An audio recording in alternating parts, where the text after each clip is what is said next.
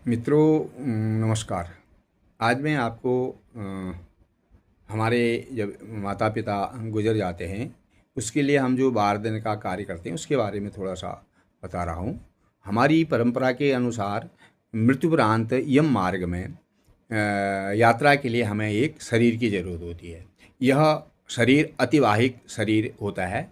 इसके 10 अंगों का निर्माण 10 गात्र के 10 पिंडों से होता है। ऐसा गरुड़ पुराण कहता है।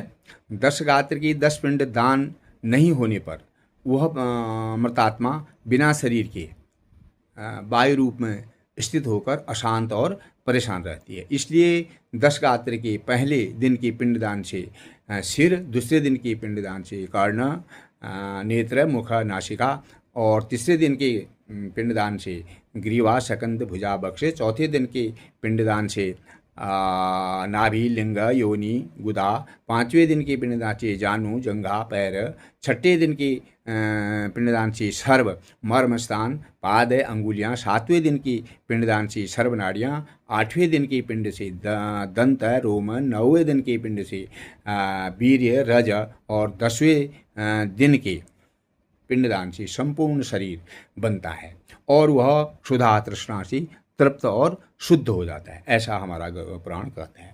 11वें दिन 10 विधि स्नान किया जाता है और मृतात्मा की अपूर्ण इच्छाएं पूर्ण हो इसलिए वृषोत्सर्ग कर्म किया जाता है और आद्य श्राद्ध में तमाम वस्तुएं का दान किया जाता है। गोदान, भूमिदान, मृतात्मा की प्रिय वस्तुओं का दान, तमाम दान किया जाता है। और आद्य श्राद्ध में 16, अगर आधी मास है तो 16 पिंड, नहीं तो 15 पिंड का दान होता है। यह इसलिए होता है कि साल भर के लिए उस मृतात्मा को रास्ते में सुगमता प्राप्त होती रहे, अन्न जल मिलता रहे।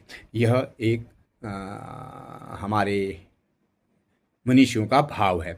12वें दिन द्वादशाह में श्राद्ध कर्म करने से मृतात्मा को प्रेतात्मा योनि से मुक्ति मिलती है और उसे पितृ योनि प्राप्त होती है। हम उस श्राद्ध से उस प्रेतात्मा को अपने 3 पीढ़ी के पितरों के साथ सम्मिलित करते हैं। परंपरा के अनुसार कहीं कहीं 13वें दिन भी श्राद्ध करते हैं, इसलिए इसका नाम 13वीं भी कहते हैं। और साल भर बाद 1 वर्ष के बाद फिर वर्षी मनाई जाती है। तब भी श्राद्ध कर्म करते हुए, तमाम प्रकार के दान करते हुए तमाम चीज़ें दान में दी जाती हैं और साल भर तक, वर्ष भर तक कोई भी मंगल कार्य नहीं किए जाते हैं। और जो आत्माएं अकाल मृत्यु को प्राप्त